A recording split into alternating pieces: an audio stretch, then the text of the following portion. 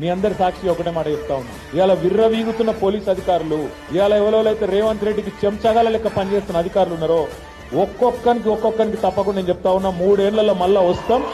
ఒక్కొక్కరికి మిత్తితో సహా ఇచ్చే బాధ్యత మాది. మీ సూర్యాపేటలో నల్లగొండలో కూడా ఎవడన్నా ఎక్స్ట్రాలు చేస్తే వాడు ఎవడన్నా కానీ కలెక్టర్ గాని వాని అయ్య గాని ఎవడన్నా కానీ ఎక్స్ట్రాలు చేస్తే వాళ్ళకి చెప్పండి, పేరు రాసి పెట్టుకోండి. నేను పక్కా చెప్తున్నా 3 ఏళ్లలో మీ అందరి దయతో తెలంగాణ ప్రజల ఆశీర్వాదంతో తిరిగి కేసీఆర్ గారు ముఖ్యమంత్రి అవుతారు. బరాబర్ హిసాబ్ కితాబ్ చేస్తాం. ఇలా ఎగిరెగిరి పడుతున్న కాంగ్రెస్ నాయకులు, వాళ్ళకు తొత్తులుగా పనిచేస్తున్న కొంతమంది పోలీసులు తప్పకుండా మిత్తితో సహా ఇచ్చే బాధ్యత నాది అనే మాట నేను విజ్ఞప్తి చేస్తా ఉన్నా. ఎవన్ అయ్యకు భయపడేది లేదు.